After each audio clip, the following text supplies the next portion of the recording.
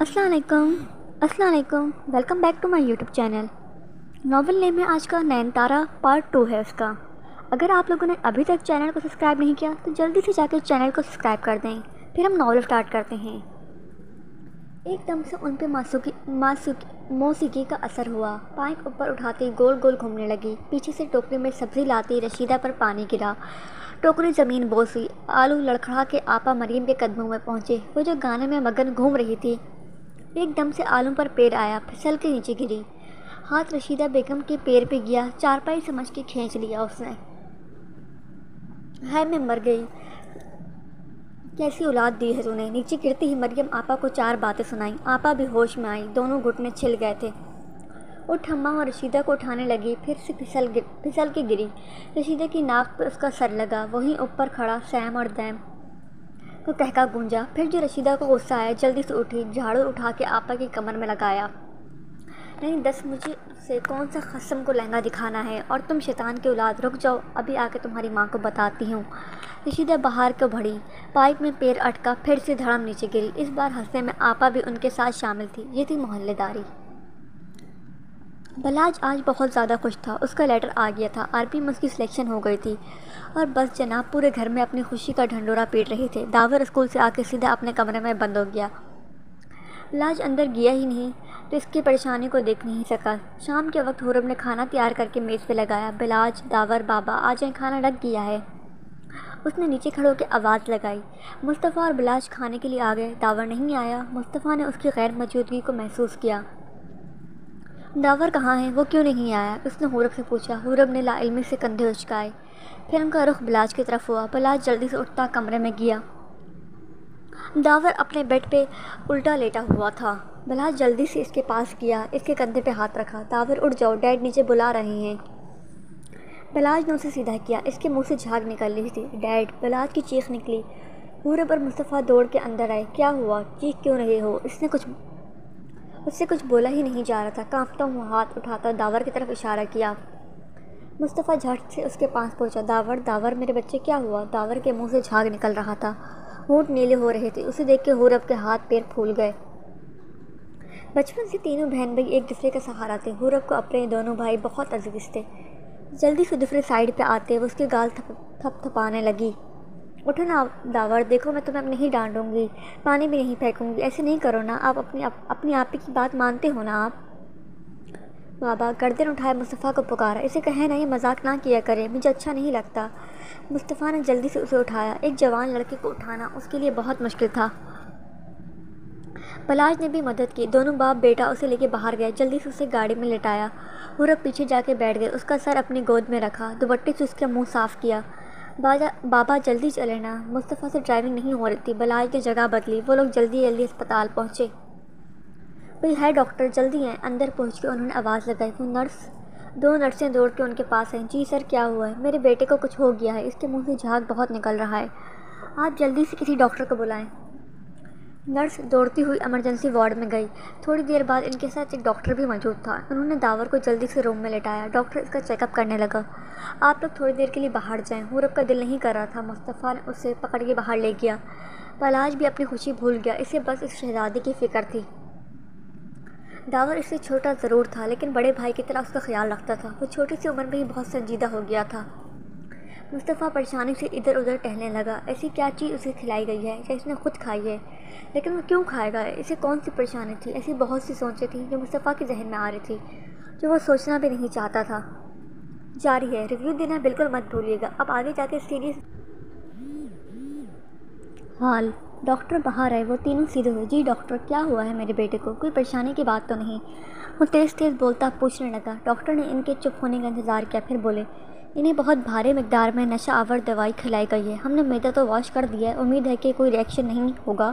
ان کے ہوش کے آنے کے بعد ہی ہم کچھ کہہ سکتے ہیں۔ آپ لوگ حوصلہ رکھیں۔ مصطفیٰ اپنا سر تھام کے رہ گیا۔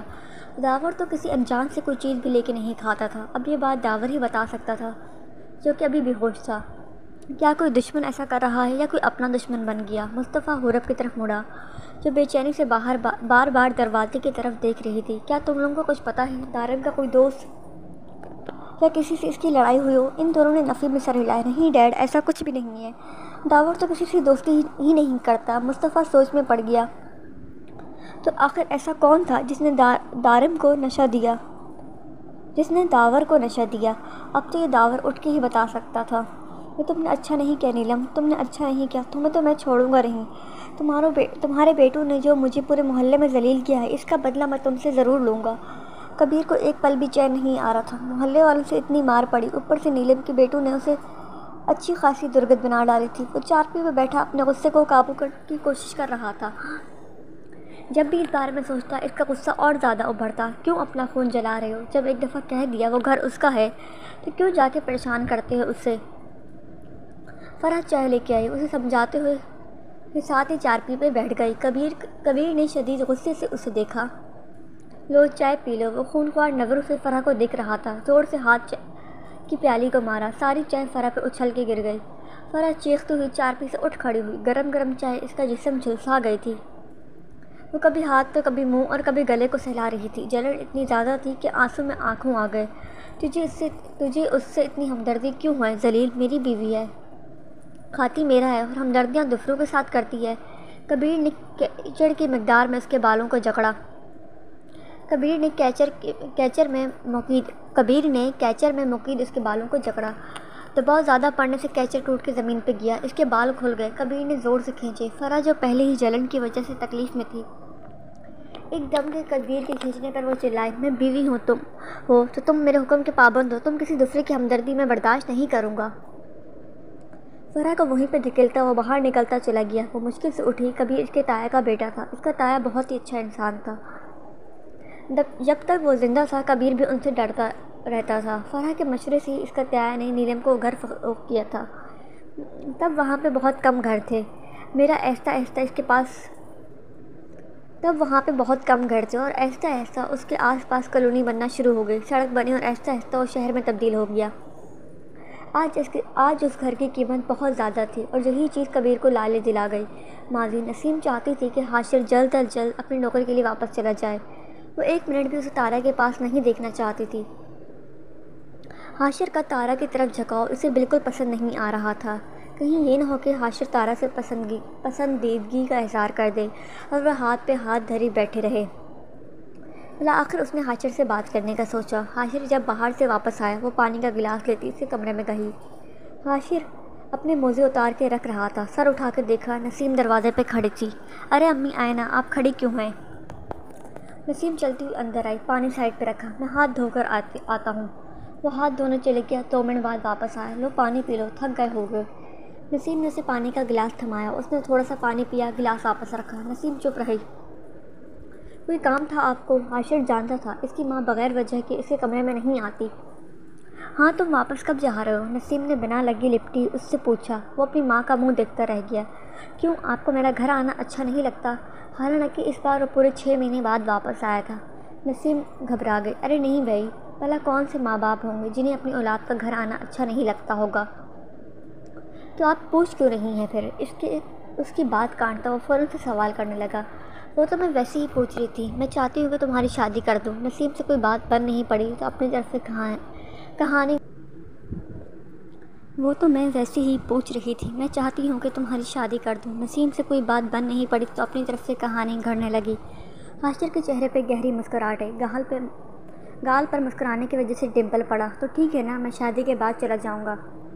نسیم تو چپ ہو کے رہ گئی۔ مطلب اس نے سوچا تھا کہ ہر بار کی طرح حاشر شادی کے نام سے دور بھاگے گا، لیکن اس بار اس کی سوچ پہ پانی پھر گیا جب حاشر نے شادی کے لیے رضامندی ظاہر کی۔ ہاں تو ٹھیک ہے، میں رشتہ دیکھتی ہوں پھر۔ وہ جلدی سے اٹھ کھڑی ہوئی۔ وہ بالکل نہیں چاہتی تھی کہ حاشر تارا سے شادی کی بات کرے۔ ارے رشتہ دیکھنے کی کیا ضرورت ہے، گھر میں ہی رشتہ موجود ہے نا۔ نسیم بھی جلدی باہر جا رہی تھی۔ اس کی بات سنتے ہی قدم تھمے۔ وہ رکی، پھر مڑتے ہوئے اس تک آئی۔ کس کی بات کر رہا ہے تم؟ اس بار وہ تھوڑا تلخی سے بولی۔ میں تارا کی بات کر رہا ہوں، میں تارا سے شادی کرنا چاہتا ہوں امی۔ اور نسیم جو پہلے بڑے شیریں لہجے میں بات کر رہی تھی، ایک دم سے غصے میں آ گئی۔ نہیں، تو تارا سے شادی کرے گا؟ تو کیوں کرے گا؟ میں ایسا ہرگز نہیں ہونے دوں گی۔ وہ چلاک چلتا لڑکی میری بہو نہیں بنے گی۔ نسیم تیز آواز میں بولی۔ اسے کی باتیں باہر سنائی دے رہی تھی۔ ساجدہ بیگم افسوس کر کے رہ گئیں۔ اگر تارا کے ماں باپ زندہ ہوتے تو یہ عورت جوتے رگڑ رگڑ کے ان کے گھر چکر لگاتی، اس کے جوتے گھس جاتے، لیکن اس کے ماں باپ نہیں مانتے۔ ماں باپ بہت بڑا سہارا ہوتے ہیں، لیکن قدر تب آتی ہے جب وہ سر پہ نہ ہو۔ امی میں آپ سے کہہ رہا ہوں مجھے تارا ہی سے شادی کرنی، وہ مجھے ہر لحاظ سے اچھی لگتی ہے۔ نسیم کے غصے کو نظر انداز کرتے وہ اپنی بات پہ ڈٹا رہا۔ تو بھی سن لے، میں زہر کھا لوں گی لیکن تیری شادی تارا سے کبھی نہیں ہونے دوں گی۔ نسیم نے اسے دھمکی دی۔ وہ اپنی جگہ سے اٹھا، دونوں ہاتھ باندھتے سنجیدگی سے اپنی ماں کو دیکھنے لگا۔ کھا لیں، آپ کہیں تو میں خود لا کے دیتا ہوں، لیکن شادی تو میں تارا ہی سے کروں گا۔ حاشر اپنی بات پہ ڈٹا رہا۔ نسیم کی آواز آہستہ آہستہ بلند ہوتی گئی۔ مجھے پہلے ہی شک تھا، وہ لڑکی تجھے ضرور کوئی جلوے دکھا رہی ہے، تبھی تو اس کی سائیڈ لیتا ہے۔ بتا کیا رشتہ ہے تم دونوں کا؟ کہیں تنہائی کا فائدہ تو نہیں اٹھاتے تم؟ امی، حاشر بیچ میں ہی نسیم کی بات کاٹ گیا۔ میں تارا کے بارے میں ایسی الٹی سیدھی کوئی بات نہیں سنوں گا، میں اس کی بہت عزت کرتا ہوں، اور تارا ایسا بالکل بھی نہیں سوچتی۔ نسیم طنزیہ مسکرائی۔ اگر وہ ایسا نہیں سوچتی تو تمہیں اس کی شادی کا خواب آ گیا تھا؟ ارے چنگاری نہ ہو تو دھواں نہیں اٹھتا، ضرور اس نے کوئی چلوا دکھایا ہوگا تمہیں۔ کیسے منہ پہ بڑی معصوم بنتی ہے حاشر بھائی کرتی ہے، منہ ٹیڑھا کرتی وہ چڑھاتے ہوئے بولی۔ مجھے کچھ نہیں سننا، آپ تارا ہی سے میری شادی کروا دیں، نہیں تو دوبارہ مجھ سے شادی کی بات مت کیجیے گا۔ اس سے کہتا وہ اپنا جوتا پہن کے کمرے سے نکلتا چلا گیا۔ نسیم جانتی تھی کہ آج رات تو وہ گھر قدم نہیں رکھے گا، بس اب تارا کی شامت آنے والی تھی، وہ بھی بلا وجہ۔ ہال نیلم نے صبح صبح سیم اور دیم کا ناشتہ بنا دیا۔ آج اس کے کھانے کا بالکل بھی دل نہیں کر رہا تھا، عجیب سی گھبراہٹ ہو رہی تھی۔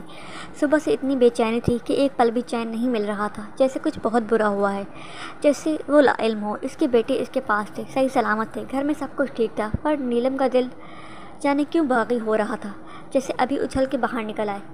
ماما آپ کھا کیوں نہیں رہی؟ کیا اسے کبیر نے آپ کو پھر سے پریشان کیا ہے؟ اسے یوں سوچوں گم سیم نے پوچھنے لگا۔ نیلم ہوش میں آئی۔ نہیں ایسا کچھ نہیں ہے، میں بس سوچ رہی ہوں کہ بازار جا کے سامان لے آؤں، کافی دن ہو گئے باہر نہیں گئے کچھ بھی لینے۔ اب تو سارا سامان بھی ختم ہو گیا ہے، تو جلدی ناشتہ کر کے نکلو، 7 بجے تم لوگوں نے اسکول بھی تو موجود ہونا ہے، اور ہاں کوئی بدتمیزی مت کرنا، میں نہیں چاہتی کوئی میری تربیت پر سوال اٹھائے۔ جانے کیوں نیلم کے دل میں یہ بات تھی، آج سے پہلے اس نے ایک بار بھی سیم اور دیم کو یہ بات نہیں کی تھی، آج جانے کیوں اس کی زبان پہ یہ بات آ گئی۔ دونوں ہاتھ چھوڑ کے اپنی ماں کو دیکھنے لگے۔ آپ ایسا کیوں کہہ رہی ہیں؟ نیلم نے نفی میں سر ہلایا۔ پتہ نہیں، بس دل کر رہا تھا تو کہہ دیا۔ میں چاہتی ہوں کہ تم بہت آگے جاؤ، پڑھو لکھو، ترقی کرو، جو میں نہیں کر سکی وہ تم لوگ کرو۔ تم لوگ کرو گے نا؟ وہ بڑی آس سے دونوں بیٹوں کو دیکھ رہی تھی۔ بالکل ہم کریں گے، اور ضرور کریں گے۔ دونوں اٹھ کے اپنی ماں سے لپٹ گئے۔ نیلم نے دونوں کے سر پہ پیار کیا۔ چلو جاؤ، شاباش، اپنا خیال رکھنا۔ انہیں ڈھیر ساری دعائیں دیتی نیلم نے اسکول کے لیے روانہ کر دیا۔ جلدی اٹھ کے اس نے برتن سمیٹے، انہیں دھو کے ترتیب سے ان کی جگہ پہ واپس رکھا، باقی جو صفائی رہ گئی تھی وہ کی۔ سیم اور دیم کا کمرہ صاف کیا، تمام چیزیں ترتیب سے ان کی جگہ پہ واپس رکھیں۔ سارا کام مکمل کرتے اسے 10 بج گئے تھے۔ پیسے اٹھائے، والیٹ کے پرس میں ڈالے، دروازے کو تالا لگاتے وہ خالہ رشیدہ کے گھر کی طرف گئی۔ دروازہ بجایا، تھوڑی ہی دیر بعد مریم آپا نے دروازہ کھولا۔ ارے نیلم آپی، کیا ہوا، خیر تو ہے؟ ہاں خیر ہے، خالہ ہیں گھر پہ؟ امی تو نہیں ہیں، ہمارے کسی رشتہ دار کی فوتگی ہو گئی تھی، وہ وہاں پہ چلی گئیں۔ نیلم سوچ میں پڑ گئی۔ چلو ٹھیک ہے، پھر میں کسی کام سے بازار جا رہی ہوں، اگر دیر ہو جائے تو سیم اور دیم کو کھانا دے دینا۔ مریم نے سر ہلایا۔ آپ فکر نہ کریں، میں دے دوں گی دونوں کو کھانا، آپ جائیں۔ نیلم بازار کی طرف روانہ ہو گئی۔ مریم نے دروازہ بند کر دیا۔ سیم اور دیم باقی اسٹوڈنٹ کے ساتھ آج کالج دیکھنے کے لیے آئے تھے۔ کالج کی رنگینیاں دیکھ کے وہ بہت خوش تھے۔ اسکول میں ایسا ماحول نہیں تھا، سارے اسٹوڈنٹ کلاس میں بیٹھے رہتے تھے، ٹیچر آتے تھے، کلاس لیتے اور سبق دے کے چلے جاتے، لیکن یہاں تو الگ ہی ماحول تھا۔ اسکول ذرا سخت درجے کا لیول ہوتا ہے، لیکن کالج میں جاتے ہی سختی کم ہو جاتی ہے، مار نہیں پڑتی، بچے پیریڈ چھوڑ کے موجیں کر لیتے ہیں۔ اسکول میں ایسا کچھ نہیں ہوتا۔ وہ دونوں ادھر ادھر دیکھ رہے تھے۔ ایک لڑکوں کا گروہ ان تک آیا۔ اوہو، یہ چکنے آئے ہیں یہاں پہ، چلو نام بتاؤ اپنا۔ ایک بڑے سے لڑکے نے گھورتے ہوئے سیم اور دیم سے کہا۔ کیوں، تم وزیر اعظم ہو؟ وزیر خزانہ، جو ہمیں وظیفہ دو گے؟ دیم نے منہ چڑھاتے ہوئے اسے جواب دیا۔ لڑکا اسے گھور کے دیکھنے لگا۔ آگے بڑھتے اس کا گربان پکڑا۔ سیم نے اس کا ہاتھ دیم کے گربان پہ رکھا تو ایک مکھا اس کے منہ پہ جھڑ دیا۔ وہ بڑے بڑے لڑکے ان چھوٹوں سے وہ بڑے بڑے لڑکے ان چھوٹوں سے لڑکوں کی ہمت دیکھ کے رہ گئے۔ تم نے مجھ پہ ہاتھ اٹھایا، مجھ پہ چھوڑوں گا نہیں تم لوگوں کو۔ اس سے پہلے کہ وہ لڑکے سیم اور دیم کے ساتھ کچھ کرتے، پرنسپل اس سائٹ پہ وزٹ کرنے کے لیے گئے۔ کیا ہو رہا ہے یہاں پہ؟ پرنسپل سخت آواز میں بولے۔ سیم اور دیم سیدھے ہو گئے۔ سر، ہم یہاں پہ وزٹ کے لیے آئے ہیں۔ یہ ایریا ہم لوگ دیکھ رہے تھے کہ آپ کے یہ اسٹوڈنٹ میرے بھائی کو پریشان کر رہے ہیں۔ سیم نے جلدی سے ان لڑکوں کی شکایت لگائی۔ پرنسپل کو غصہ آیا۔ وہ غصے میں بولے، جب میں نے تم لوگوں کو کہا تھا کہ نئے آنے والے اسٹوڈنٹ کو تم پریشان نہیں کرو گے تو کس کی شے پہ یہ کر رہی ہو؟ تمہارے باپ کا کالج ہے یہ۔ پرنسپل کی بات سنتے ہی لڑکا چلتا ہوا ان کے سامنے آیا۔ آپ شاید بھول رہے ہیں، یہ کالج میرے باپ کا ہی ہے۔ MNA میرا باپ ہے، چاہوں تو کسی بھی کیس میں اندر کروا سکتا ہوں تمہیں، اس لیے آواز نیچے رکھ کے بات کیا کرو، سمجھے؟ 2 ٹکے کے پرنسپل۔ اس نے ایک نظر گھور کے دونوں بھائیوں کو دیکھا، پھر وہاں سے نکلتا چلا گیا۔ پرنسپل ان دونوں تک آئے۔ سوری بچوں، کچھ لوگ ہوتے ہیں نا جن پہ تعلیم اثر نہیں کرتی اور نہ ہی ان کی تربیت ہوتی ہے، یہ بھی انہی میں سے ایک ہیں۔ خیر، آپ لوگ وزٹ کریں۔ انہیں کہتے پرنسپل آگے بڑھ گئے۔ لڑکوں کے سامنے پرنسپل کو شدید شرمندگی محسوس ہوئی۔ کچھ ماں باپ اپنی پوسٹنگ کا ایسا روب جماتے ہیں کہ اپنی اولاد کو بھی اسی نقش قدم پہ چلانا شروع کر دیتے ہیں۔ کوئی بڑا آفیسر لگ جائے تو اس کی اولاد خود کو وزیر اعظم سمجھنے لگتی ہے۔ یہی جب تربیت اچھی نہ ہو تو تعلیم بھی کسی کام کی نہیں رہتی۔ داور کو ابھی تک ہوش نہیں آیا تھا، جانے کتنے اسٹرانگ نشہ اسے دیا گیا تھا۔ ڈاکٹر نے کچھ دوائیاں لانے کا کہا۔ مصطفیٰ بلاج کو یورپ کے پاس چھوڑتا خود قریبی میڈیکل اسٹور سے دوائی لینے چلا گیا۔ اسے داور کی بہت فکر ہو رہی تھی۔ بچپن سے ہی بچہ محرومیہ کا شکار تھا۔ پتہ نہیں مصطفیٰ کی آزمائشیں کب ختم ہوں گی، کب وہ اپنی زندگی اچھی سے جی پائیں گے۔ وہ ادھر ادھر دیکھتا روڈ کراس کرنے لگا۔ جب وہ روڈ کی دوسری سائڈ پہ گیا، ایک جاننے والا چہرہ اسے نظر آیا۔ اسے دیکھتے ہی پل بھر کو مصطفیٰ کو اپنا وہم لگا۔ نظر جھٹک کے آگے بڑھنے لگا۔ جب دوبارہ نظر اس طرف بھٹکنے لگی، اس نے پھر سے دیکھا۔ وہ اس کا وہم نہیں تھا، وہ سچ میں اس کے سامنے کھڑی تھی۔ مصطفیٰ کو بالکل نہیں لگا تھا اس کی تلاش یہاں پہ آ کے مکمل ہو جائے گی۔ وہ جھٹ سے اس کے پاس پہنچا چاہتا تھا، روڈ پر معمول سے زیادہ رش تھا۔ وہ جھٹ سے اس کے پاس پہنچنا چاہتا تھا پر روڈ پہ معمول سے زیادہ رش تھا۔ نیلم آج اکیلی ہی سامان خریدنے آ گئی۔ اسے بہت بے چینی ہو رہی تھی، پہلے وہ کبھی بھی اکیلی نہیں آئی تھی۔ رشیدہ خالہ ہمیشہ سے اس کے ساتھ آتی تھی۔ روڈ پہ بہت زیادہ رش تھا۔ ادھر ادھر دیکھ کے وہ رش کم ہونے کا انتظار کرنے لگی تاکہ دوسری سائڈ پہ پہنچ کے وہ اپنا مطلوبہ سامان لے سکے۔ مجھے ذلیل کروایا نا تم نے، اب دیکھنا تمہارا کیا حشر کرتا ہوں۔ کبیر جو اس کا پیچھا کر رہا تھا، گاڑی روڈ پر روکتا نفرت سے نیلم کو دیکھنے لگا۔ رش تھوڑا کم سا ہوا، نیلم نے روڈ پہ قدم رکھا۔ ادھر کبیر نے گاڑی کی ریس بڑھائی۔ نیلم جیسے ادھر ادھر دیکھتی روڈ کے بیچوں بیچ پہنچی۔ کبیر نے تیز رفتار میں گاڑی چلاتے نیلم کو ٹکر ماری۔ وہ چھلتی روڈ کے بیچوں بیچ گر گئی۔ کبیر اسے دیکھے بغیر گاڑی بھگاتا نکل گیا۔ ماضی حاشر گھر سے لڑ کے اپنے ایک دوست کے پاس چلا گیا۔ اکثر وہ اس کے پاس ہی وقت گزارتا تھا۔ حاشر کا وہ اکلوتا ہی دوست تھا جو ہمیشہ سے اس کے ساتھ مخلص تھا۔ ابھی بھی وہ پریشانی سے سر تھام کے بیٹھا تھا۔ وہ پانی پی لو اور بتاؤ ہوا کیا ہے؟ پانی کا گلاس اسے تھماتے وہ کرسی کھینچ کے اس کے سامنے بیٹھ گیا۔ حاشر نے پانی پیا۔ یار، امی کو لگتا ہے تارا مجھے پھنسا رہی ہے، تو جانتا ہے نا وہ ایسی نہیں ہے، اور میں تو چاہتا ہوں کہ وہ امی کے ظلم سے بچ جائے۔ مجھے پتہ ہے امی تارا کی شادی کبھی بھی نہیں ہونے دیں گی، مفت کی نگرانی جو مل رہی ہے اسے۔ وہ دانت پیسے غصے سے بولا۔ شروع ہی سے وہ اپنی ماں کا رویہ دیکھتا آ رہا تھا۔ علی کچھ دیر چپ رہا، اس کی باتیں سنتا رہا۔ تو کیا تیرے اس سے شادی کرنے سے وہ نگرانی نہیں بنے گی؟ حاشر بے اختیار اسے دیکھا۔ کیا مطلب ہے؟ سمجھا نہیں۔ یہی کہ جب تو اس سے شادی کرے گا نگرانی تو وہ پھر بھی بنی رہے گی اس گھر میں، اور تمہاری ماں سے جلیل بھی روز ہی کرے گی۔ مجھے لگتا ہے تو جذباتی پن میں فیصلہ کر رہا ہے۔ جانے کیوں علی کو اس کی بات کچھ عجیب سے لگی۔ حاشر نے نفی میں سر ہلایا۔ نہیں، ایسا نہیں ہے، میں شادی کر کے اسے اپنے ساتھ لے جاؤں گا۔ اس کے بہت سارے خواب ہیں، میں جانتا ہوں اسے پڑھنے کا شوق ہے، وہ دنیا دیکھنا چاہتی ہے جو شاید میری ماں کو گوارا ہی نہیں۔ وہ طنزیہ بولا۔ اس کے لہجے میں اپنی ماں کے لیے ذرا بھی محبت نہیں تھی۔ تارا اس کی بہن سے 2 سال چھوٹی تھی۔ اس کی بہن تارا سے چھوٹی لگتی تھی، جبکہ تارا اس کی ماں کے ظلم اتنی سختی کی وجہ سے 35 سالہ خاتون کی طرح سنجیدہ ہو گئی تھی، جیسے اس نے اپنے خوابوں کو شرارتوں کو بہت پیچھے خیربات کہہ دیا ہو۔ حاشر بس اسے تحفظ دینا چاہتا تھا جو بھی بغیر رشتے کے وہ دے نہیں سکتا تھا۔ اس کی ماں تو پہلے ہی بار بار تارا کی سائڈ لینے پہ بیچاری کو مارتی پیٹتی، اس پہ شک کرتی۔ چل یار چھوڑ، اللہ سب بہتر کرے گا، تو میرے ساتھ چلے گا؟ میرے کزن کی شادی ہے، 2 دن میں واپس آ جائیں گے۔ اس کے دوست نے کھڑے ہوتے اس سے پوچھا۔ وہ گردن اٹھا کے اسے دیکھنے لگا۔ پاگل ہو گیا ہے، میرے پاس تو کپڑے ہی نہیں، کوئی سامان نہیں لایا ہوں، گھر جاؤں گا تو امی کی پھر باتیں سننی پڑیں گی۔ ارے وہ چھوڑ، میں ہوں نا، ادھر سے بس نکلیں گے، ادھر سے ہی 2 جوڑے خرید لیں گے، اور باقی کچھ کپڑے میں لے کے جا رہا ہوں، تم بس نکلو۔ اس کے بازو سے پکڑ کے علی نے کھڑا کیا، سائڈ پہ پڑا اپنا بیگ اٹھایا، دونوں بائک پہ بیٹھ کے چلتے نکل گئے۔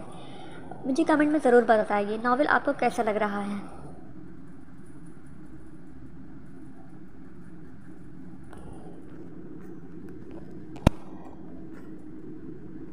بیچوں بیچ پڑی تھی، ابھی وہ بری طرح زخمی ہو گئی تھی۔ آس پاس کا نیلم روڈ کے بیچوں بیچ پڑی تھی، وہ بری طرح زخمی ہو گئی تھی۔ آس پاس کئی لوگ کھڑے باتیں کر رہے تھے، کوئی اس کے حادثے کی ویڈیو بنا رہا تھا، کسی نے بھی آگے بڑھ کے نہ اسے دیکھا، اس سے کچھ پوچھا۔ نیلم کی چادر اس سے الگ پڑی تھی، کچھ بال چٹیے سے باہر نکل آئے تھے، ماتھے سے بل بل کے خون بہہ رہا تھا۔ اس سے بے اختیار اپنے بیٹوں کی یاد رہی، اگر اسے کچھ ہو گیا تو اس کے معصوم بچے کہاں جائیں گے؟ ابھی تو انہیں زمانے کا پتہ ہی نہیں تھا، وہ تو اپنی شرارتوں میں مگن رہتے تھے۔ نیلم نے اس کے معصوم بچے کہاں جائیں گے؟ ابھی تو انہیں زمانے کا پتہ ہی نہیں تھا، وہ اپنی شرارتوں میں ہی مگن رہتے تھے۔ نیلم نے دل سے دعا کی اسے کچھ نہ ہو، ورنہ اس کی اولاد رول جائے گی۔ تبھی بھیڑ کو چیرتا ہوا ایک شخص سامنے آیا۔ نیلم کی نظر اس کے بوٹوں پہ تھی، قدم آہستہ آہستہ نیلم کی طرف بڑھ رہے تھے۔ بہت مشکل سے سر اٹھاتے سامنے کھڑے شخص کو دیکھا، جو دوڑتا ہوا اس کے پاس پہنچا۔ وہ اسے کیا کہہ رہا تھا، اٹھا رہا تھا، کیا بات کر رہا تھا، اسے کچھ سمجھ نہیں آیا۔ آہستہ آہستہ آنکھیں بند ہو گئیں، بس اتنا پتا تھا کہ اب وہ محفوظ ہے۔ اٹھو نین، اٹھو نین، تم ایسے نہیں جا سکتی، مجھے تمہاری ضرورت ہے نین، اٹھ جاؤ، میرے بچوں کو تمہاری ضرورت ہے۔ اٹھو نین، مجھے اپنے بچے کے بارے میں پوچھنا ہے تم سے۔ اس کا سر اپنی گود میں رکھتا مصطفیٰ بالکل دیوانہ لگ رہا تھا۔ ارے بیٹا، بہت زیادہ خون نکل رہا ہے، ہسپتال لے کے جاؤ، لگتا ہی نہیں کہ بچ پائے گی۔ ایک بوڑھے آدمی نے اس کے کندھے پہ ہاتھ رکھتے مشورہ دیا۔ وہ جلدی سے سیدھا کھڑا ہوتا اسے اٹھایا۔ مصطفیٰ کو لگ رہا تھا جیسے اسے پا کے پھر سے کھو دیا۔ اس کے بچوں نے اپنی ماں کو کھو دیا، مصطفیٰ نے اپنی نین کو ہمیشہ کے لیے کھو دیا۔ اب کیا وہ اپنے بچے کے بارے میں جان پائے گا؟ وہ کیسا ہوگا، کس حال میں ہوگا؟ ہاسپٹل بالکل سامنے تھا، لوگوں نے ٹریفک روکنے میں مدد کی۔ مصطفیٰ تیز دوڑتا اندر کو بڑھا، شدت غم سے آنکھیں نم ہو گئیں۔ حورب اور بلاج جو داور کی دوائیوں کا انتظار کر رہے تھے مصطفیٰ کو بھاگتے ہوئے دیکھتے جلدی اس کے پاس پہنچے۔ پہلے تو سمجھ نہیں آیا ان کا باپ کس کو اٹھا رہا ہے، ایسے دیوانہ وار بھاگ رہا ہے، کس کو اٹھا کے ایسے دیوانہ وار بھاگ رہا ہے۔ جیسے ہی نزدیک پہنچے دل کے رکنے کو ہو گئے۔ ان کی جنت، ان کا سکون ان کے سامنے تھی۔ ماما، بے اختیار حورب کے لبوں سے نکلا۔ نیلم کی گردن ایک سائڈ پہ لڑک گئی، وہیں حورب کی چیخیں پورے ہاسپٹل نے سنی۔ اس کے پاس سے گزرتے لوگ اس طرف متوجہ ہوئے، کئی لوگوں نے مڑ کے دیکھا، کچھ ارد گرد جمع بھی ہوئے۔ خدا جانے کہ ان کی دنیا اجڑنے والی تھی یا اجڑ گئی۔ مصطفیٰ کو یقین ہی نہیں آ رہا تھا کہ اس کے سامنے تھی۔ اسے اپنے ہاتھوں کو دیکھا جس نے اس کو چھوا تھا، اس کے کپڑے نیلم کے خون سے خراب ہو گئے تھے۔ حورب اور بلاج مصطفیٰ کے آس پاس بیٹھ گئے۔ ڈیڈ، آپ فکر نہ کریں، ماما ٹھیک ہو جائیں گے، اسے تسلی دیتے بلاج نے اس کے کندھے پہ ہاتھ رکھ کے بولا۔ مجھے تو یقین نہیں آ رہا، ہماری ماما مل گئی ہیں۔ حورب تو ابھی بھی بے یقینی کی کیفیت میں مبتلا تھی۔ کتنے سال ہو گئے اس سے بچھڑے، میرا بچہ 15 سال کا ہو گیا ہوگا، کیا وہ ہوگا یا نہیں ہوگا؟ مصطفیٰ ان دونوں کو دیکھنے لگا، دونوں نے نفی میں سر ہلانے لگے۔ نو ڈیڈ، وہ ہوگا، آپ دیکھنا، ہم اس سے ضرور ملیں گے۔ داور تو روز اس کو یاد کر کے سوتا ہے۔ بلاج اسے سمجھانے لگا۔ مصطفیٰ چپ ہو گیا، کیا وہ ہمیں قبول کر لے گا؟ ہم سوتیلے بہن بھائی ہیں اس کے، حورب سوچتے ہوئے بولی۔ مصطفیٰ کا دل بھی دھڑکا، اگر اس نے انہیں قبول نہ کیا تو کیا وہ مصطفیٰ کو اپنا باپ مانے گا؟ کئی سوچے، کئی ڈر جنہوں نے مصطفیٰ کو گھیرے میں لے رکھا تھا۔ اتنے میں نرس ان کے پاس آئی۔ سنیں، وہ کھڑے ہوئے، لڑکے کو ہوش آ گیا، آپ لوگوں سے ملنا چاہتا ہے وہ۔ نرس انہیں بتا کے چلی گئی۔ وہ جلدی کمرے میں گئے۔ داور، آنکھیں کھولو بیٹا۔ داور آنکھیں کھولے دروازے کی طرف دیکھ رہا تھا۔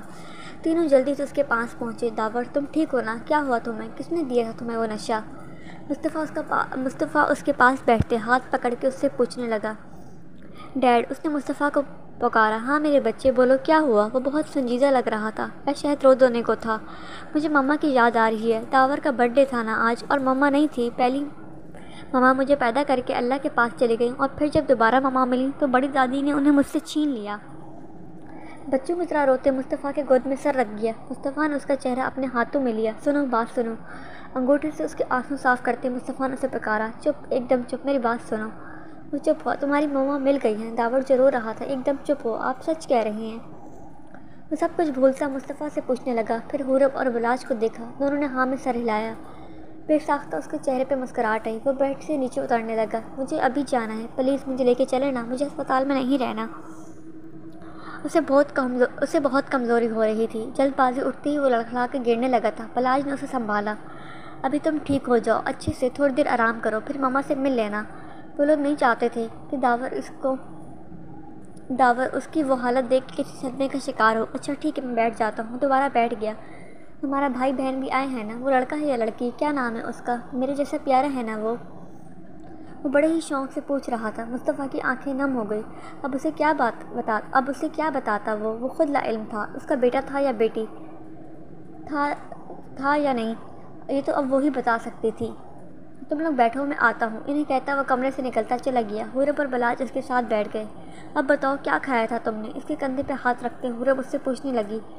میری کلاس کا ایک لڑکا اورنج کینڈی لایا تھا، میرا شوگر لیول لو ہو رہا تھا، میں نے اس سے کینڈی لے لی، وہ مجھے دینا نہیں چاہتا تھا، پر اس وقت مجھے ضرورت تھی، سچی آپ کی مجھے نہیں پتا تھا اس کینڈی میں کوئی نشہ شامل ہے۔ اپنی شہرت پہ ہاتھ رکھتا وہ قسم کھاتے بولا، ہاں ہاں ٹھیک ہے، ہمیں تم پہ اعتبار ہے، بس تم آرام کرو، ہم تھوڑی دیر میں آتے ہیں۔ دونوں اٹھ کھڑے ہوئے، باہر جا کے نیلم کی خبر لینی تھی، بہت جلدی دروازے کی طرف بڑھے۔ داور نے پیچھے سے پکارا، مجھے مما سے ملنا ہے، مجھے اب آرام نہیں کرنا۔ حورب نے گردن موڑ کے دیکھا، مل لینا، پہلے تھوڑی دیر آرام کر لو، اسے جواب دیتی وہ باہر نکل گئے، اس سے پہلے کہ وہ اپنا ضبط کھو دیتی۔ بلاج بھی اس کے پیچھے نکل گیا۔ داور واپس لیٹ گیا، اس نے اپنی آنکھیں بند کر لی، اسے بہت خوشی ہو رہی تھی کہ اس کی مما مل گئی۔ چھٹی کے بعد دونوں بھائی گھر پہنچے، دروازے پہ بڑا سا تالا منہ چڑھا رہا تھا۔ دونوں نے ایک دوسرے کو دیکھا، لگتا ہے مما گھر پہ نہیں ہیں، بازار سے نہیں آئی ہوں گی۔ ابھی تم چابی نکالو، دیم نے سیم سے کہا۔ وہ بیگ کی زپ کھولتا دوسری چابی نکالنے لگا، کافی ڈھونڈنے کے بعد اسے چابی مل گئی۔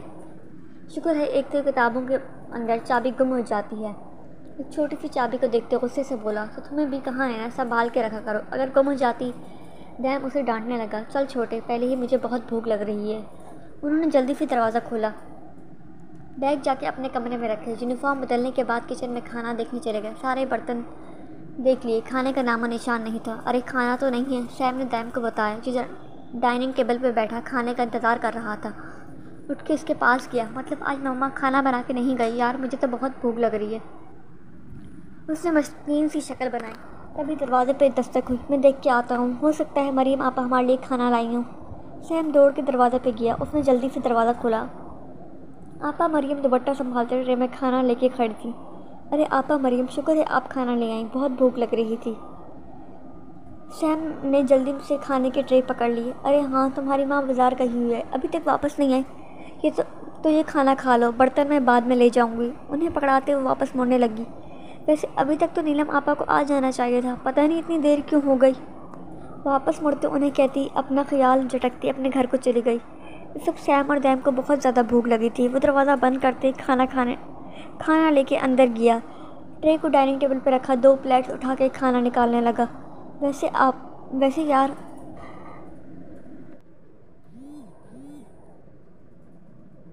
ہاں تمہاری ماں بازار گئی ہوئی ہے، ابھی تک واپس نہیں آئی، تو یہ کھانا کھا لو، برتن میں بعد میں لے جاؤں گی۔ انہیں پکڑاتے ہوئے واپس مڑنے لگی۔ ویسے ابھی تک تو نیلم آپا کو آ جانا چاہیے تھا، پتہ نہیں اتنی دیر کیوں ہو گئی ہے۔ واپس مڑتے ہی انہیں کہتی، پھر اپنا خیال جھٹکتی اپنے گھر کو چلی گئی۔ اس وقت سیم اور دیم کو بہت زیادہ بھوک لگی تھی۔ وہ دروازہ بند کرتا کھانا لے کے اندر گیا، ٹرے کو ڈائننگ ٹیبل پہ رکھا، 2 پلیٹس اٹھا کے کھانا نکالنے لگا۔ ویسے یار، آپا مریم بریانی بہت زبردست بناتی ہیں، مراد بھائی تو عیش کریں گے عیش۔ بریانی کھاتے ہوئے دیم تاریخی کلمہ بولا۔ سیم بھی مسکرا دیا، صحیح کہہ رہے ہو۔ سیم اسے گھرنے لگا۔ ویسے یار، وہ جو آصف بھائی پولیو کی ٹیم میں شامل ہونے کا کہہ رہے ہیں، ہمیں ہو جانا چاہیے۔ رات کو ہم لوگ پڑھ لیا کریں گے اور 2 سے 4 بجے تک ہماری ڈیوٹی ہوگی، زیادہ سے زیادہ 5 بج جائیں گے۔ سیم دیم کو مشورہ دینے لگا۔ دیم سوچنے لگا، ویسے ٹھیک کہہ رہے ہو، مما سارا دن کام کرتی ہیں، تھک جائیں گی، آخر کب تک وہ ہمیں چھوٹے بچوں کی طرح پالیں گی، ہمیں ذمہ دار ہونا چاہیے۔ کھانے سے فارغ ہوتے سیم نے برتن جا کے اچھے سے دھوئے، پھر انہیں واپس ان کی جگہ پہ رکھ دیا۔ دونوں بہت تھک چکے تھے، کمرے میں جا کے سو گئے۔ 2 گھنٹے مزید گزر گئے۔ نیلم کا علاج چل رہا تھا۔ مصطفیٰ آپریشن تھیٹر کے باہر بے چینی سے ادھر ادھر ٹہل رہا تھا۔ اسے ایک پل بھی چین نہیں مل رہا تھا، اتنے سال سے اس کی تلاش میں گزار دیے۔ مصطفیٰ، میرے ماں باپ نے کہا تھا کہ نین تارے کی قسمت بہت جگمگائے گی، اس کی قسمت کا تارا آسمان کی بلندیوں کو چھوئے گا، لیکن مجھے لگتا ہے میری قسمت پہ گرہن لگ گیا ہے۔ مصطفیٰ کو اس کی بات یاد آئی، تکلیف سے اس کی آنکھیں نم ہو گئیں، جلدی سے اپنے آنسو صاف کیے۔ بلاج اور حورب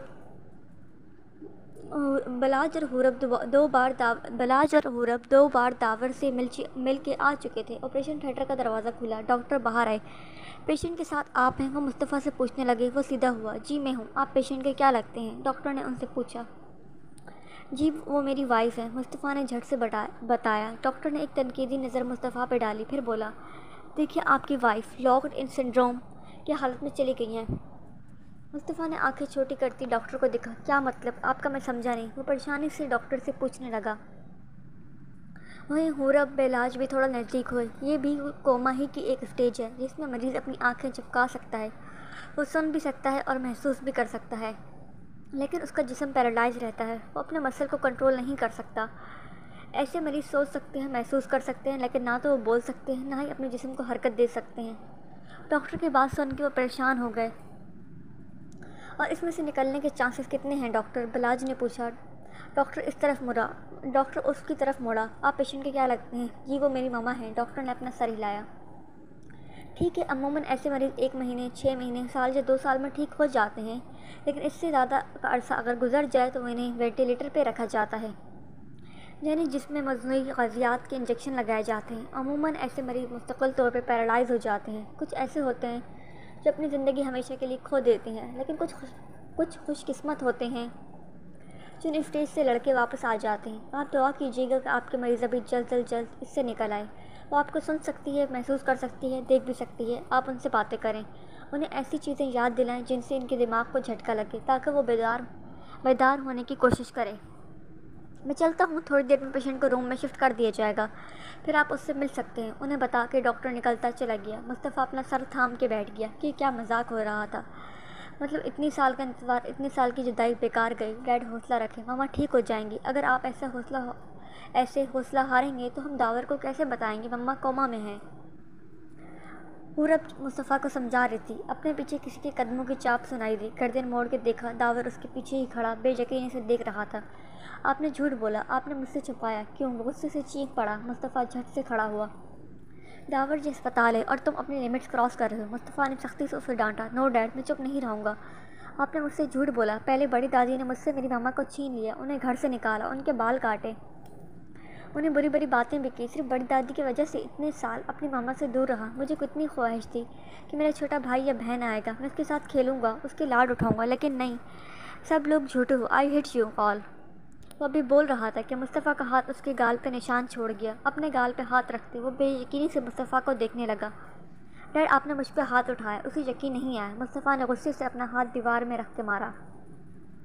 تم لوگ کیوں مجھے پریشان کرتے ہو؟ کیا تم لوگ چاہتے ہو میں اپنی زندگی ختم کر لوں؟ اتنے سالوں سے میں نے تم لوگوں کو ماں باپ بن کے پالا ہے، اپنے تمام رشتہ داروں کو چھوڑ دیا۔ تمہاری ماں مر گئی تھی تو میں نے نہیں مارا تھا اسے۔ تم لوگ کیوں مجھے ہر چیز کا الزام دیتے ہو؟ داور چپ ہو گیا۔ مصطفیٰ باہر چلے گئے۔ ڈیڈ رک جائیں۔ حورب پیچھے سے پکارتی رہ گئی۔ بلاج نے ناراضگی سے حورب کو دیکھا۔ داور پیر پٹکتا واپس کمرے میں چلا گیا۔ صبح سے شام ہو گئے تھے، نیلم گھر نہیں آئی۔ دونوں بھائی پریشانی سے دروازے پہ کھڑے اس کا انتظار کر رہے تھے۔ محلے میں ایک گھر جا کے پوچھ لیا، یار دیمی مما نہیں آئی، خدا خیر کرے، چلو ہم خود انہیں ڈھونڈنے چلتے ہیں۔ دروازہ بند کرتے سیم نے دیم کا ہاتھ پکڑا۔ دونوں بازار گئے، وہاں پہ لوگوں سے پوچھا، ہر جگہ نیلم کو ڈھونڈا، لیکن نیلم نہیں ملی۔ شام کے 6 بج گئے، تھک ہار کے وہ ناکام گھر واپس لوٹے۔ رشیدہ خالہ، وجاہت اور باقی لوگ دروازے پہ کھڑے ان کا انتظار کر رہے تھے۔ انہیں اکیلا دیکھا تو اس کے پاس پہنچے۔ کیا ہوا؟ نیلم نہیں ملی، رشیدہ خالہ نے پریشانی سے پوچھا۔ دونوں نے نفی میں سر ہلایا۔ بھوک سے دونوں کا برا حال ہو رہا تھا۔ چلو تم لوگ کھانا کھا لو، ہم لوگ خود ڈھونڈنے جاتے ہیں۔ مریم بچوں کو کھانا دو، پتہ نہیں کچھ کھایا بھی ہوگا کہ نہیں، رشیدہ خالہ نے اپنی بیٹی سے کہا۔ دونوں نے نفی میں سر ہلایا۔ نہیں، ہمیں بھوک نہیں ہے۔ ہمیں بس اپنی ماما سے ملنا ہے۔ دونوں نے کھانے سے انکار کر دیا۔ رشیدہ خالہ نے دونوں کو سمجھایا، بہت مشکل سے وہ کھانے کے لیے مانے۔ سارے محلے والے رات بھر اسے ڈھونڈتے رہے۔ نیلم کو کچھ پتہ نہیں چلا۔ اگلے دن سیم اور ڈیم نے اسکول سے چھٹی کر لی۔ پہلے وہ خود نیلم کو تلاش کرتے رہے۔ 11 بجے وہ لوگ پولیس اسٹیشن چلے گئے۔ سر، ہمیں ایک رپورٹ لکھوانی ہے، وہ تھانے دار سے بولے۔ تھانے دار نے ڈسٹ بن میں پان تھوکتے عجیب سی نظروں سے دیکھا۔ کس چیز کی رپورٹ کروانی ہے؟ انہیں دیکھتے ہوئے ناگواری سے بولا، جیسے اس کے آرام میں خلل پڑ گیا ہو۔ سر، ہماری ماما کل سے غائب ہیں، ہمیں ان کی گمشدگی کی رپورٹ کروانی ہے۔ نیم بتانے لگا۔ تھانے دار ہنسنے لگا۔ ارے ماما غائب ہے تو بابا کے ساتھ ہوگی، بابا کو کال کرو۔ ان کی بات کو مذاق میں اڑاتے تھانے دار بولا، نہیں سر، ہم صرف اپنی ماما کے ساتھ رہتے ہیں، ہمارے بابا نہیں ہیں۔ ڈیم نے اس کی بات کا جواب دیا۔ تھانے دار نے پھر سے پان ڈسٹ بن میں تھوکا۔ اس کا منہ پان سے بھرا ہوا تھا۔ بولتے ہی عجیب سی آواز آ رہی تھی، اچھا کوئی تصویر ہے تمہارے ماں کی تم لوگوں کے پاس؟ سیم نے اپنی جیب سے تصویر نکال کے تھانے دار کو دکھائی۔ تھانے دار نے پہلے تصویر کو دیکھا، پھر ان دونوں کو دیکھا۔ وہ مشکوک نظروں سے انہیں دیکھنے لگا۔ پاگل بنا رکھا ہے مجھے، یہ خود لڑکی ہے اور تم اتنے بڑے جوان، یہ تم لوگوں کی ماں ہیں؟ تصویر میز پہ پٹکتی وہ غصے سے بولا، سر یہ ہماری ماما ہے، آپ کو یقین نہیں آ رہا؟ آپ رپورٹ لکھیں۔ سیم کو غصہ تو بہت آیا پر ضبط کر گیا۔ ہاں تو بھاگ گئی ہوگی اپنی کسی آشنا کے ساتھ، شوہر ساتھ نہ ہو تو ایسی عورتیں باہر طلب پوری کرتی ہیں۔ ان کے الفاظ سن کے دونوں کا دل کیا اسے زندہ زمین میں گاڑ دیں۔ سر، آپ ہماری ماما کے بارے میں ایسی بات نہیں کر سکتے، رپورٹ لکھیں، یہ کام ہے آپ کا، نہیں تو ہم آپ کی شکایت لگائیں گے۔ سیم کو شدید غصہ آیا۔ وہ تھانے دار کو دھمکی دے گیا۔ کیا ہو رہا ہے یہ سب؟ پیچھے سے کسی کی کڑکدار آواز آئی۔ آنے والے کو دیکھ کے تھانے دار نے جلدی سے سلوٹ کیا۔ سلام سر، کیا ہو رہا ہے اور یہ لڑکے اتنا غصہ کیوں کر رہی ہیں؟ آنے والے نے سخت آواز میں پوچھا۔ سر، ہماری ماما کل سے گمشدہ ہے، ہم رپورٹ لکھوانے آئے ہیں اور آپ کے تھانے دار ہماری ماما کے بارے میں غلط باتیں کر رہی ہیں۔ سیم نے جھٹ سے شکایت لگائی۔ غصے سے تھانے دار کو دیکھا۔ کریم، اپنی حرکتوں سے باز آ جاؤ، جلدی سے ان کی رپورٹ لکھو ورنہ تمہاری رپورٹ اوپر بھیجنے میں مجھے وقت نہیں لگے گا۔ انسپکٹر نے وہیں کھڑے دونوں کی رپورٹ لکھوائی۔ بیٹا آپ لوگ جاؤ، جیسے ہی کچھ پتہ چلے گا ہم آپ لوگوں کو بتا دیں گے۔ شکریہ سر۔ اس کا شکریہ ادا کرتے باہر نکلتے چلے گئے۔ سیم نے قہر آلود نظر تھانے دار پہ ڈالی۔ بیٹا باہر آؤ، میں تمہیں بتاتا ہوں۔ وہ منہ میں گڑبڑاتا نکلتا چلا گیا۔ ماضی نسیم حاشر کے جاتے ہی بہانے بنانے لگی، کسی بھی طرح اس کی تارا کی درگت بنانی تھی۔ دوپہر میں دادی ہڈیوں کی ڈاکٹر کو تارا کا ہاتھ دکھائیں۔ ٹھنڈا لگنے کی وجہ سے ہاتھ کی ایک ہڈی ٹوٹ گئی تھی، ڈاکٹر نے پٹی کر دی۔ دادی نے نسیم کو بہت باتیں سنائیں اور تارا کو کام کرنے سے منع کر دیا۔ نسیم نے دادی کا کھانا بند کرنے جیسی کئی دھمکیاں دیں پر دادی کے کان پہ جوں تک نہیں رینگی۔ ڈاکٹر نے تارا کو فروٹس کھانے کا مشورہ دیا، دودھ تو پہلے ہی اسے نہیں دیا جاتا تھا۔ دادی نے سلیم کی منتیں کر کے اپنی جمع پونجی سے کچھ فروٹ منگوائے، انہیں چھپا کے اپنے کمرے میں رکھ لیا۔ وہ تارا کو سیب کاٹ کے دے رہی تھی، تبھی نسیم نے کمرے میں دھاوا بول دیا۔ اسے سیب کھاتا دیکھ وہ چیل کی طرح اس پہ جھپٹی، گھسیٹتے ہوئے اسے باہر لائی۔ تو پھل کھائے گی، ہم یہاں پہ فاقے کر رہے ہیں اور مہرانی عیاشیاں کر رہی ہے۔ نسیم کو موقع چاہیے تھا۔ دادی لاٹھی کا سہارا لیتی باہر آئی۔ ارے نسیم چھوڑ دے بچی کو، پہلے ہی بہت کمزور ہے۔ نسیم نے اسے فرش پہ دھکا دیا، پھر تن فن کرتی دادی کے سامنے گئی۔ چپ کر بڑھیا، تم اس گھر میں رکھا ہے تو زیادہ مہرانی مت بن، مجھے پتہ ہے تم دونوں نے حاشر کو پٹیاں پڑھائی ہیں، تبھی تو اس سے شادی کی بات کر رہا ہے۔ اسے جواب دیتی چاچی پھر سے تارا پہ جھپٹی۔ تارا تو پہلے ہی کی چوٹ بڑی مشکل سے برداشت کر پائی تھی، اوپر سے چاچی نے دھاوا بول دیا۔ بے غیرت، بے شرم، بے حیا، تجھے شرم نہیں آئی؟ منہ پہ بھائی بولتی ہے اور پیٹ پیچھے اسے قابو کر لیا۔ نہیں بتا ایسے کون سے سرخاب کے پڑ دکھائیں جو راتوں رات وہ تم سے شادی کے لیے مان گیا؟ اسے پیٹتے ہوئے نسیم پوچھ رہی تھی۔ تارا کا سر شدید درد کر رہا تھا۔ امی یہ شکل سے معصوم بنتی ہے، میں نے خود اسے کئی بار حاشر بھائی کے کمرے میں جاتے دیکھا ہے۔ یہ جتنی حاجن بنتی ہے نا اتنی ہے نہیں، بہت چلتا لڑکی ہے یہ۔ سونو نے جلدی میں تیل ڈالا۔ اس کی وجہ سے حاشر نے اس کی بےعزتی کی تھی، اس کا بدلہ بھی تو لینا تھا نا۔ نسیم نے پھر سے اس پہ جھپٹی۔ اس کے خوبصورت بال نسیم نے چند ہی پلوں میں جھنجھوڑ کے رکھ دیے۔ ارے کیوں جھوٹ بولتی ہے لڑکی، تم نے خدا کو نچان نہیں دینی، جھوٹی کا الگ حساب ہوگا، اور تو بہتان لگا رہی ہے بچی پہ۔ دادی نے زنیرہ کے پاس پہنچتی اس کا بازو پکڑ کے سختی سے کہا۔ اس نے دادی کو دھکا دیا۔ دادی نے بڑی مشکل سے خود کو گرنے سے بچایا۔ مجھے پتہ ہے دادی، تو ہی اسے پٹیاں پڑھا رہی ہے تاکہ میرے بھائی کو یہ قابو کرے اور اس گھر پہ قبضہ کر سکے۔ یہ بھائی کی نوکری دیکھ کر انہیں پھنسا رہی ہے، ذلیل کہیں کی۔ زنیرہ نفرت سے بولی گئی۔ تارا اپنی صفائیاں دے رہی تھی، تبھی اس کا چاچا بھی آ گیا۔ چاچی مت مارو، خدا کا رحم کرو، خدا کی قسم میرا حاشر بھائی سے کوئی تعلق نہیں ہے۔ مسلسل پڑتے تھپڑوں سے گال لال ہونے کی وجہ سے بھی لہو لہان ہو گئے تھے۔ اس کے لمبے گھنے بال، بھورے بال کھچاؤ کی وجہ سے بے ترتیب ہو گئے تھے۔ کم ذات، ہم نے تمہیں اس گھر میں سہارا دیا، تم ہی نے میرے بیٹے پہ ڈوڑے ڈالنے لگ گئی۔ نسیم اس پر ڈنڈا توڑ چکی تھی۔ میں نے انہیں شادی کے لیے نہیں بولا، وہ اسے اپنی صفائی دینی چاہیے۔ جو نسیم کو کہاں پسند تھی، آگے ہوتے پھر سے اسے دھر لیا۔ زونی سائڈ پہ بیٹھی مسکرا رہی تھی۔ تارا نے نظر اٹھا کے آسمان کی طرف دیکھا۔ وہ مولا، کیا انصاف ہے تیرا، دل سے شکوہ کیا۔ رک، تیری تو ابھی بشیر سے شادی کراؤں گی۔ سنو جی، میرے بھائی کو بول کل آ جائے، اس کا نکاح کراؤں گی اس کمبخت سے۔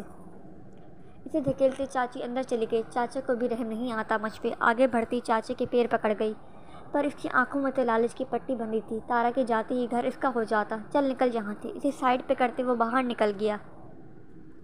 تارا وہیں صحن میں پڑی تھی۔ دادی بیچاری لاٹھی کے سہارے اس تک پہنچی، اسے اٹھایا۔ خوبصورت چہرہ زخموں سے بھر گیا۔ بھاگ جا نین میری بچی، ورنہ تجھے اس بڈھے کے ساتھ باندھ دیں گے۔ آج دادی نے فیصلہ کر لیا، اس کی زندگی سے اس کا یہاں سے چلے جانا ہی بہتر ہے۔ پر دادی میں جاؤں گی کہاں؟ آنسو صاف کرتے وہ پوچھنے لگی۔ بیٹا دنیا بڑی ہے، اللہ کا نام لے کے نکل جا، وہ تیری مدد کرے گا۔ میرا کیا ہے، میں آج ہوں کل نہیں۔ جا اور مڑ کے کبھی نہ آنا، تجھے میری قسم ہے۔ دادی نے ادھر ادھر دیکھتے اسے بھگا دیا۔ وہ اس کالی رات میں سنسان سڑک پہ دوڑتی جا رہی تھی۔ جسم درد سے چور تھا، پر وہاں سے نکل جانا چاہتی تھی۔ اسی حدود سے نکلتے ہی مڑ کے ایک بار اس ظلمت گھر کو دیکھا۔ واپس مڑی ہی تھی، ایک تیز روشنی اس سے ٹکرائی۔ ماضی۔ وہ ایک دم سے مڑی، ایک تیز روشنی اس کی آنکھوں سے ٹکرائی۔ اس نے اپنی آنکھوں کے سامنے بازو کیا، ٹائروں کی چر کی آواز آئی۔ یک دم سے گاڑی کو بریک لگی۔ وہ بے حد سہم گئی۔ آہستہ آہستہ آنکھوں سے بازو ہٹاتے سامنے کا منظر دیکھنے لگی۔ گاڑی اسے تھوڑے سے فاصلے پہ کھڑی تھی، مطلب وہ بچ گئی تھی۔ گاڑی میں بیٹھا شخص سخت تیور لیے سامنے کھڑی لڑکی کو دیکھ رہا تھا، جو بہت سہمی ہوئی تھی۔ وہ گاڑی سے اترا اس تک پہنچا۔ پاگل ہو گئی لڑکی، مرنا ہے تو کہیں اور مرو، مجھ پر کیوں اپنے قتل کا کیس ڈلوانے لگی ہو؟ وہ آرمی یونیفارم میں تھا۔ تارا نے بیچ پر اس کا نام دیکھا، مصطفیٰ کمال۔ وہ زیر لب بولی، او ہیلو، کہیں سے واردات کر کے آ رہی ہو؟ اس کے حلیے کو دیکھتے ہو طنزیہ بولا۔ تارا نے نم آنکھوں سے سامنے کھڑے شخص کو دیکھا۔ ہم جیسوں کو جینے دیا جائے یہی بہت ہے، واردات کیا کرنا ہے؟ وہ سائڈ سے ہوتے نکلنے لگی۔ مصطفیٰ سامنے آیا۔ یہ تمہاری حالت کیسے ہوئی؟ کیا کسی گروہ سے تعلق ہے تمہارا؟ وہ اسے مشکوک نظر سے دیکھتے تشخیص کرنے لگا۔ آپ لوگوں کو کیا لگتا ہے جس کا حلیہ خراب ہو وہ مجرم ہوگا؟ جس کے کپڑے پھٹے ہوں گے وہ نشائی ہوگا؟ جس کے پاس چھری چاقو ہوگا وہ قاتل ہوگا؟ خدارا آنکھیں کھولیں اور دیکھیں، جہاں 2 وقت کی روٹی کے لیے پورے گھر والوں کے کام کرنے پڑتے ہیں، چاچی کی مار کھانی پڑتی ہے، اس کے بھائی کی گندی نظروں سے بچنے کے باوجود آپ ہی کا کردار مشکوک سمجھا جائے گا۔ خیر، آپ بڑے لوگ کیا جانیں ہم مڈل کلاس لوگوں کے دکھ۔ آج وہ بولی تھی، پوری قوت کے ساتھ بولی تھی۔ مصطفیٰ تو لاجواب ہو کے رہ گیا۔ اسے انسان کی پہچان اچھی سی تھی، بس وہ جاننا چاہتا تھا اتنی رات کو گھر سے نکلنے کی وجہ کیا تھی آخر۔ معافی چاہتا ہوں، میرا مقصد آپ کو ہرگز تکلیف دینا نہیں تھا۔ وہ فوراً معذرت کر گیا، لہجہ پہلے سے نرم ہو گیا۔ تارا کو وہ بندہ ہی نظر آیا، پتہ نہیں آگے کوئی اس کی مدد کرے گا یا نہیں۔ ہمت کرتی وہ اس سے بولی، سنیں میری مدد کریں خدارا۔ جانتی تھی وہ آدمی اسے غلط سمجھے گا، پر ضروری تھا۔ ہو سکتا تھا آگے اسے کئی بیڑیوں سے سامنا کرنا پڑے، تو کہیں نہ یہی قسمت آزمائی جائے۔ کہاں جانا ہے آپ کو؟ وہ کچھ دیر چپ رہا، پھر بولا، کسی دارالامان چھوڑ دیں۔ تارا نے جھٹ سے اسے جواب دیا۔ مصطفیٰ کو اس کی بات بہت ناگوار گزری۔ شریف گھروں کی لڑکیاں ایسی جگہوں پہ نہیں جاتی، وہ جتاتے ہوئے بولا۔ تارا سر جھکا گئی۔ تعلیم کتنی ہے تمہاری؟ مڈل، اس نے پست آواز میں جواب دیا۔ مصطفیٰ سوچ میں پڑ گیا۔ وہ اتنی زیادہ عمر کی تو نہیں تھی، اور دارالامان میں جو ہوتا ہے اس سے بھی وہ واقف تھا۔ کام کیا کر لیتی ہو؟ تارا اس کے سوال پہ سامنے کھڑے شخص کو دیکھا۔ وہ اتنے سوال کیوں کر رہا تھا؟ جب مدد نہیں کرنی تو انکار کر دے۔ وہ کون سا اس کا کچھ کر لے گی؟ بولو، کیا کام کر لیتی ہو؟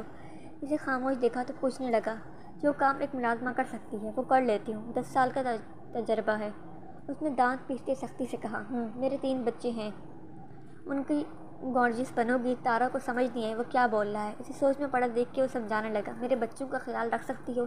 زیادہ کام نہیں ہوگا، بس ان کو ٹھیک کرنا ہے، شرارتی بہت ہیں، ان کے کھانے پینے اور چھوٹی موٹی چیزوں کا خیال رکھنا ہے، باقی گھر کے کاموں کے لیے ملازموں کی کمی نہیں۔ اسے پریشان دیکھ کے وہ سمجھانے لگا، اور تارا اس بندے کو دیکھ رہی تھی جو لگ بھگ 31 سال کا تھا، اور اس کے 3 بچے تھے۔ مجھے منظور ہے، اس کی مجبوری تھی، اگر دارالامان جاتی تو پتہ نہیں وہاں کیا کام کروایا جاتا، یہاں تو بس بچوں کو سنبھالنا تھا۔ آخر اس نے فیصلہ لے ہی لیا۔ اوکے، آ جاؤ۔ پھر وہ واپس مڑنے لگا، پھر رکا۔ تارا جو پیچھے چل رہی تھی ٹکراتے بھجی، نام کیا ہے تمہارا؟ نین۔ تارا وہ سر جھکاتے بولی، نین، اچھا ہے۔ خیر کھانا پینا کپڑے سب ملے گا، تنخواہ بھی 20,000 دوں گا، بس میرے بچوں کو کبھی رونے مت دینا، مجھ سے یہ برداشت نہیں ہوتا۔ اسے تنبیہ کرتا گاڑی میں جا کے بیٹھ گیا۔ تارا بھی اس کے ساتھ جا کے بیٹھ گئی۔ گاڑی اسلام آباد کی طرف روانہ ہو گئی۔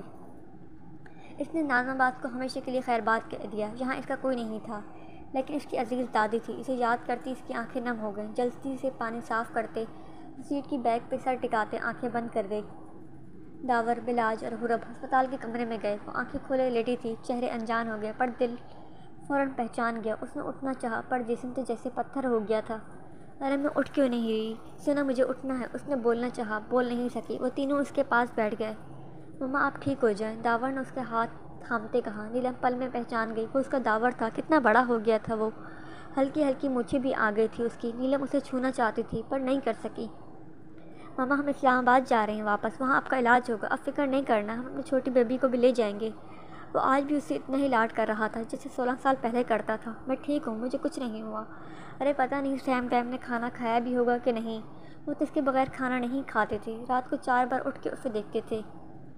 داور تم ہی بولتے رہنا، ہم نے بات کرنی ہے۔ ہم نے بھی بات کرنی ہے۔ حرب اور بلاج بھی بول اٹھے۔ مما آپ نے پہچانا نہیں، میں آپ کی حرب، یہ بلاج جس کے بچپن میں ناک بہتی رہتی تھی، آپ کو پتہ ہے وہ پہلی بار بہت ہلکے پھلکے انداز میں بات کر رہی تھی۔ داور نے دیکھا، وہ کہیں بھی ان کی بہن نہیں لگ رہی تھی، وہ ہر وقت سنجیدہ رہتی تھی۔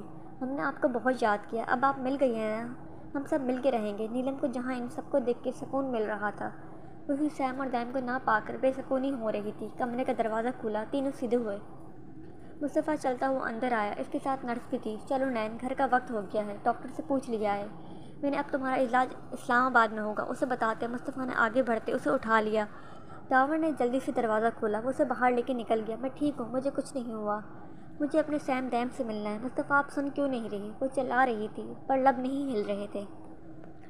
اس نے اپنا ہاتھ اٹھانا چاہا، پر ناکام رہی، ان لوگوں کو پکارتی رہی، کہنے کی کتنی کوشش کی، پر ناکام رہی۔ مصطفیٰ نے اسے ایمبولینس میں ڈالا، پھر اس کے ساتھ بیٹھ گیا۔ چلو داور، گاڑی میں بیٹھو، حرب اسے بلانے لگی۔ اس نے نفی میں سر ہلایا، مجھے ماما کے ساتھ بیٹھنا ہے، آپ لوگ جاؤ۔ وہ جلدی سے ایمبولینس میں بیٹھ گیا۔ ایمبولینس چل پڑی، وہ شہر سے نکلتے چلے گئے۔ نیلم اپنے بیٹوں سے دور ہوتی گئی، آدھے رشتے ملے اور آدھے پھر سے کھو گئی۔